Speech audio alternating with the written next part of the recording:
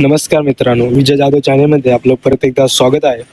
तर आज आपण 19 ऑगस्ट 2025च्या चालू घडामोडी बघणार आहोत. तर त्याआधी आपल्या चॅनलला सबस्क्राईब करा आणि बेल आयकॉन क्लिक करा. तुम्हाला नवीन व्हिडिओचे अपडेट येत राहतील. तर चला बघूया 19 ऑगस्ट 2025च्या चालू घडामोडी. तर पहिला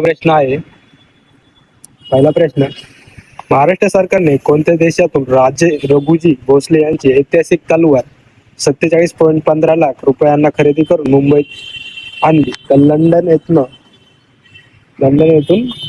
आणलेली आहे.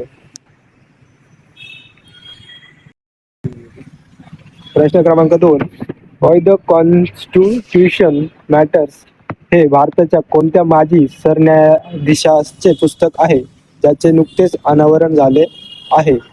तर डी.वाय.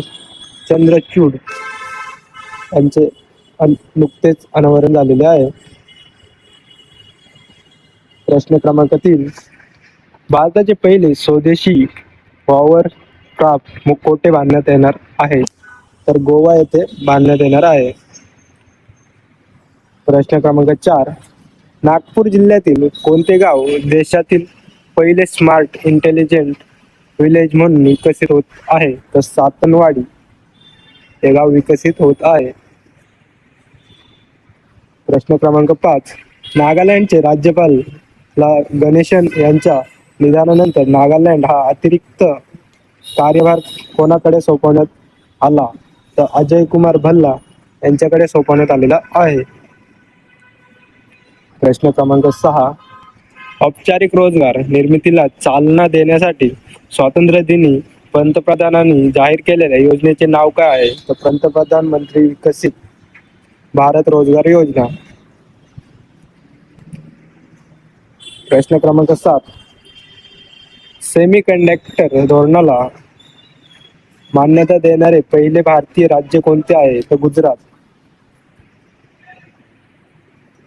प्रश्न क्रमांक 8, 28 जुलै ते 4 ऑगस्ट 2025 दरम्यान बोल्ट कुरुक्षेत्र युद्ध सराव कोणत्या दोन देशांदरम्यान आयोजित करण्यात आला? तर भारत आणि सिंगापूर. प्रश्न क्रमांक 9, भारत आणि श्रीलंका या दोन देशात 12वा सैनिक द्विपक्षीय नौदल सराव 2025 कधी आयोजित करण्यात आला?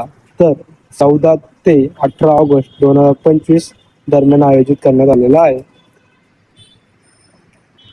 प्रश्न क्रमांक 10, जागतिक युवा कौशल्य दिन दरवर्षी कोणत्या दिवशी साजरा केला जातो? तो 15 जुलै रोजी साजरा केला जातो. तर आज आपले 10 प्रश्न झालेले आहेत. तर आपल्या चॅनलला सबस्क्राईब करा आणि बेल आयकॉन क्लिक करा. धन्यवाद.